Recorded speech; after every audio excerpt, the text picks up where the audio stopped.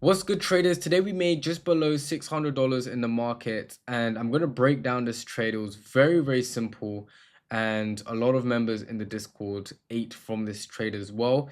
This trade occurred in the London session, so I wasn't able to trade live, but I did send a signal to the community so that they can also eat from the trade. So let's get straight into the markets and really just break things down and understand what's going on. So the way we like to have a look, so looking at the 4 hour time frame, you can see gold has been pumping, bro. Gold is literally just pumping and pumping and pumping. Like this currency pair does not want to stop flying high, and so we want to take advantage of that. We want to take advantage of the market continuing to go higher. And as you can see, we had strong bullish push, break of structure, a lot of imbalances. However, my bias is still going to be bullish until we see a bearish candlestick. So we're not going to go against the market. We're going to go towards whatever the market is giving us. And then if you go into the 1 hour, you can see we're creating basically higher lows, higher highs, higher lows, higher highs, higher lows, higher highs. So I'm instantly thinking, okay, brilliant. I am probably going to look for buys. Okay, so I think the market was like around here, like just after this candlestick, and I was like, you know what, we're looking for buys because today we have news day later on today. So I was like, let me just trade London session, which I don't usually do. London session is good, but I like to trade New York session. But because of the high impact news this week, I was like, let me just trade London session, see how it goes, and it played out very well. Almost getting like a 1 to 3 RR is amazing.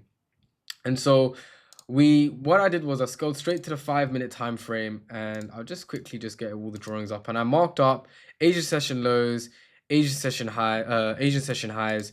And as you can see, London session just smashed through Asian session highs, instantly ringing bells. I'm like, okay, cool. I have to look for, and I'll just quickly remove this so you can actually see.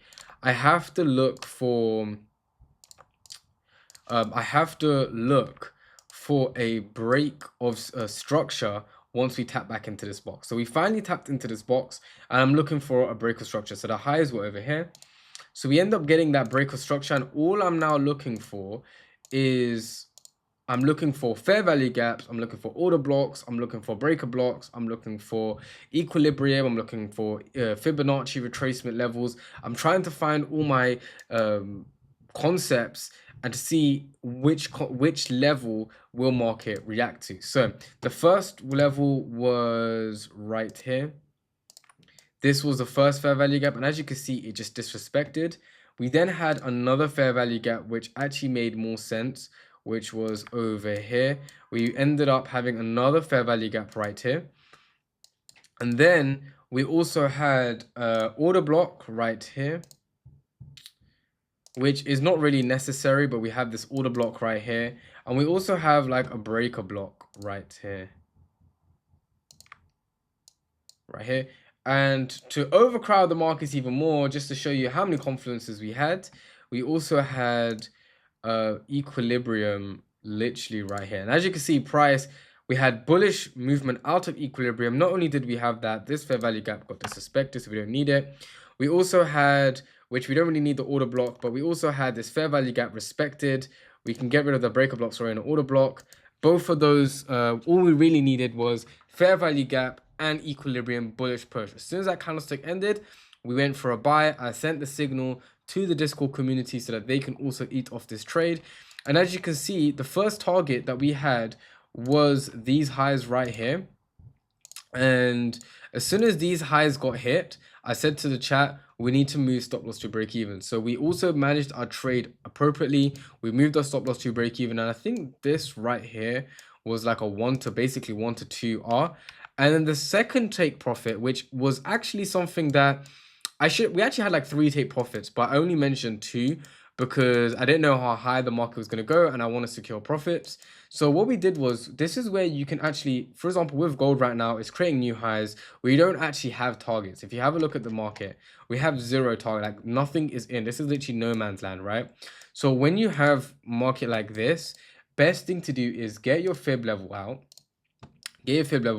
draw from swing lows to swing highs, right? And as you can see, We had TP1 here, so TP1, TP2, and TP3, right? We could have easily banked a 1 to like 5, basic, almost 1 to 4.5 R today. But unfortunately, I was trying to secure as much profit as I can, and we end up having a 1 to 3 R trade. And this was probably one of the best trades we've had this week. And it was just a continuation trade. It was one of the easiest trades we can have, easiest trade in the book. You know, price going into Asian session highs, waiting for that breaker structure, waiting for a fair value gap, waiting for the equilibrium, push to the upside. We had bullish order flow out of that. We then entered off that bullish order flow. Price then went straight into TP1. We moved stop loss to break even. So whatever happens now, we secured 50% profits on break even. Sorry, on TP1. Plus we have break even. So we automatically profiting for the day. Price did reverse a bit. I was a little bit panicking. Didn't have any emotions to this trade, but I was just thinking, okay, cool, maybe my profits will get cut short today. But then after that, we had straight up bullish order flow out of this fair value gap that the market created. I think it was on the 50-minute time frame. And then right after that, we just continue to push up. A bit of hesitation near these highs right here, which was understandable. Price then went into this fair value gap, rejection out of this fair value gap, and continued to push up. Really and truly, I should have left a runner for this trade just to see how high the market can go. But I'm actually very thankful that I didn't, because New York session just started and I knew that they were going to have some sort of volatility. And this trade basically closed at just after macro. So it was very important for us to just close the trade. Is what it is. 1 to 3 R is better than nothing anyways. And I mean, what a fantastic trade that we have. And guys, if you want to be part of the community, make sure you click the link in the description below. I'm sharing profits on a daily basis. I'm sharing trades on a regular basis. We have traders like-minded like you who watch these videos, who want to become profitable, who want to earn around 6 figures by the end of the year, who want to make 5 to 10K by the end of this year. I can vouch for every single trader out in my community. All of them are going to either be hitting 5 to 10K per month, or they're already hitting 5 to 10K per month. So if you want to be that kind of trader, make sure you click the link in the description below.